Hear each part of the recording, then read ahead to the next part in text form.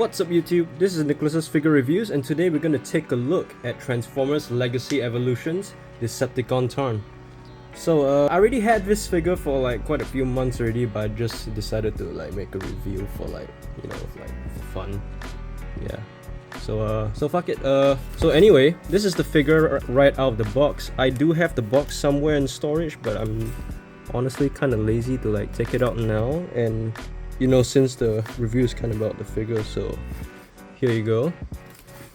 So yeah, compared to like Transformers that were released in the past, I do feel that Tarn over here is I wouldn't say a substantial, but like a good step in terms of quality, like if you ignore the price point, because right off the bat this guy does not have any gaps. Even if he does, is very minimal, like a bit on the arms over here and all that. Like the back of the legs, everything is filled up, which is honestly quite impressive for a Hasbro figure.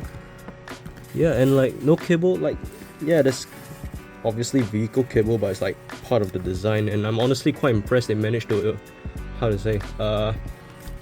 integrate all of that into like a standard like release. And he does feel a little towards the import kind of quality that I guess you could say to a certain degree third party or Chogokin. Yeah, in terms of aesthetics, it looks like he just came right out from the comics, and proportions, yeah, they're great. He comes with his Evil Fusion gimmick weapons, you know, his double-barreled wrist arm blaster. You can take it apart, so it comes in two parts. Navy kind of purple shade on it. And what's cool about the weapons is that if you put it under light, there's so-called weapon light piping. That's what I would call it. Same goes for the other one. And then this is the connector piece that's also part of the rotating top of the tank mode. So yeah, you get like 5mm ports, one 5mm peg over here, so you can do a lot of fun stuff with this. You can put the gun in like different positions to make it look like it's revolving and whatnot. You put it on the top. But yeah, most importantly, you can put it on his wrist or his arm.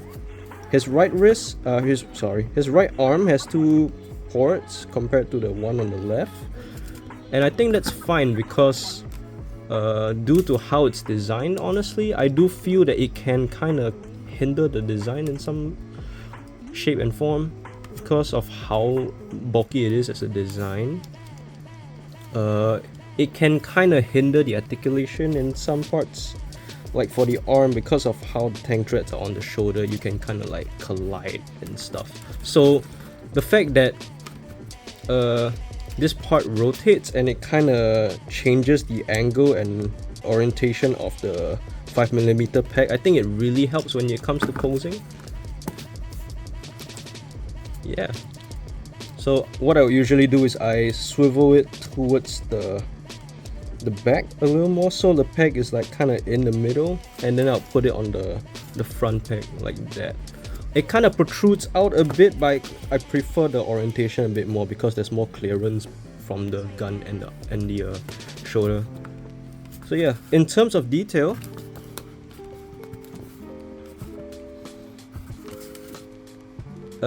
his head sculpt, amazing. A little nice blend of detail with the face and the mask as well. You get a little bit of light piping as well. It's very hard to see because the light piping piece that they put on the figure is very small, so it's very hard for light to catch in there, but it's there.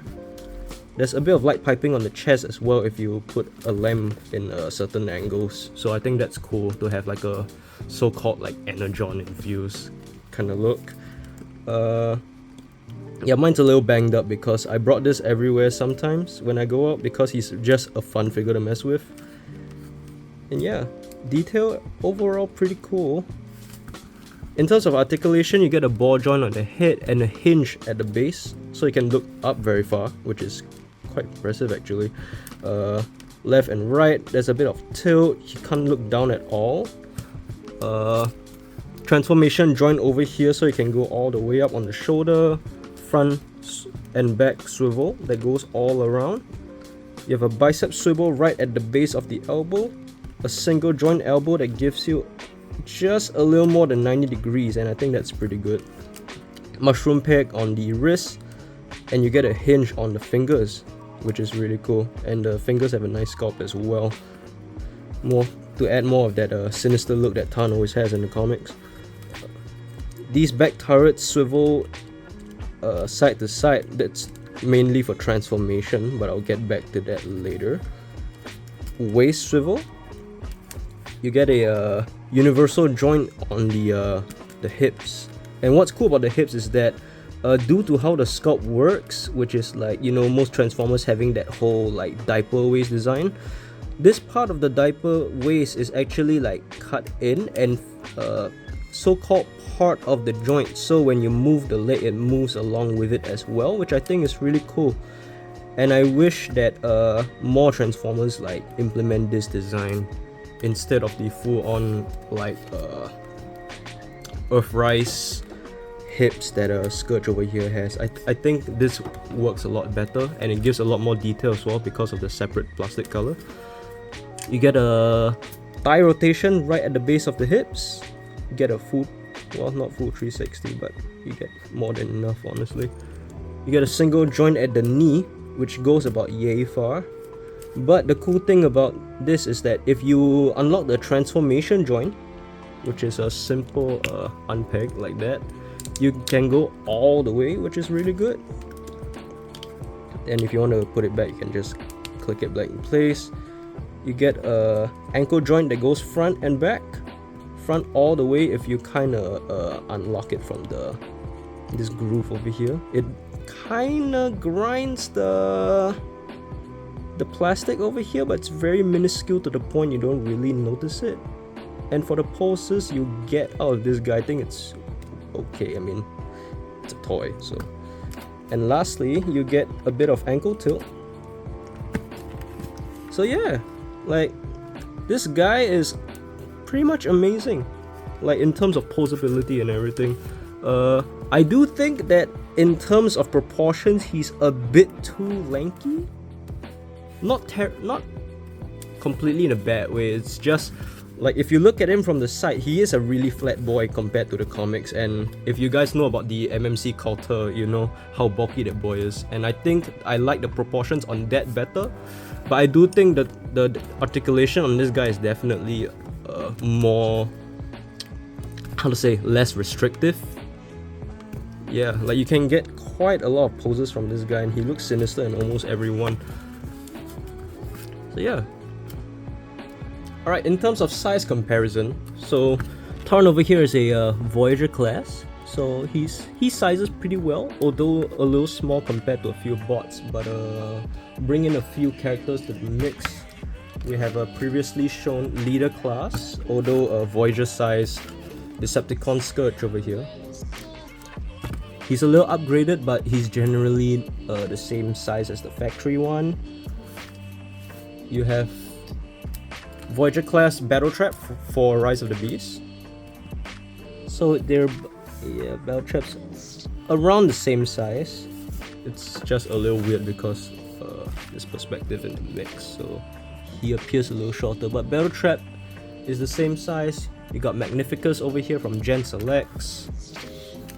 Yeah. And that's a, how to say, a tall deluxe class. If you want to put in other deluxe classes in the mix, you got Minerva over here. And if you want a small deluxe class, you got Bugbite over here. So yeah, Tarn scales in pretty much perfect with the rest of the Chuck scale Transformers and all. So in terms of transformation, he turns into a Cybertronian tank. I do wish it's a little bigger, but for what you get, I think it's a pretty nice size for what you get. So to start it off, you take off the weapons. And now, the first thing you do is you unpack the so-called backpack, rotate it, and then the two turrets, you just push them up, and then they will lock in place with these two pegs over here. You bring out his chest plate, push his head in all the way, pull out the chest cavity of the treads, and you rotate them up like that. Like you bring the shoulders back, and in tandem as well, you bring out the chest plate. So when you free these parts of the chest, you kind of give free room for the this chest plate over here to move up. And when you move it up, you just slide it into this peg over here, so it just locks in like that. Yeah. Mine's a little worn out because of how much I played with this damn guy. Yeah. And do note, this does come out if you push in too hard, like what I just did over here. And this is clear plastic, so I guess some of you should be careful. But yeah, generally it's supposed to lock in. Then what you do next is, after you pull out the chest cavity, you flip it all the way around so the shoulders go down to the hip area. The legs, you extend the feet all the way back like this. They should lock in place, and then you lock the legs together like this. Disengage the inner knee joint, as you will. And then the turret, that's the backpack, you bring it back like this, and you just like press it down like that. So this is what you get. And then for the legs, you bend them in all the way, and if you can see, there's two pegs over here and two peg holes over here. So what you do is you accordion it for it to just slide in like that, and it should peg in place as well. So you just have the arms left, right? So for the arms, you rotate the shoulder back like this. And this part's a little tricky because even till this day, I do admit that it kind of gets confusing sometimes because of the way you angle things. But the wrist, you open it up. This gauntlet over here, you flip it back like this. And then there's a hinge over here in the inner bicep area. So what you do is you bring it out, and then at the same time you fold the elbow joint, so it gives the arm in this like slanted angle. And if you can see here, there's a tab over here, so you just tab it in like that. And at the same time, there's a tab on the arm guard over here that goes in there. If you can see a rectangular hole over there. So in this part is a lot of tabbing in and making sure that everything is secure. And then lastly, you fold out this bit, and then there's a layer of thread over here, which is actually the fake ones. So you just fold it in all the way like this. And then lastly, there's a tab over here that just goes in. They do the same to the other side. So yeah, this is the base of the tank mode. So what's next is you have the gun bits from the arm. You can take them off first so it gets a little less confusing. So as you can see here, there's two rectangular tabs over here that's supposed to go to this part of the shin. And this peg hole, it just sits somewhere. So you rotate it, and then you just align, press it down, it just locks in place, it doesn't go anywhere. And then you attach the guns in any orientation you want. And there you have Tarn in his tank mode. So yeah, honestly, I like the design. It's not something it's not like a crazy Cybertronian tank design, but I honestly think it works for his character. Like a little bulky but sleek at the same time, and the treads, they just look really cool. Like the side profile is really cool. So yeah, the flaws, obviously a lot of people have complained about this, the hands being visible at the back, but I guess if you really want to cope hard enough, you can kind of arrange it in a way where it looks like a vehicle cable, I guess.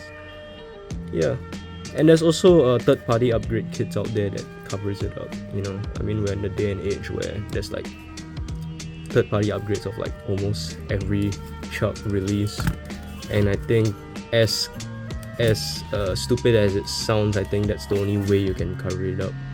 Yeah, but yeah, that's Tarn's tank mode. To put in a few other vehicle modes in the mix, here we have Studio Series Cup. Right? We have Bumblebee movie Nemesis Prime. It's a knockoff, but it's generally in the same scale. So yeah. And here is Deluxe Class.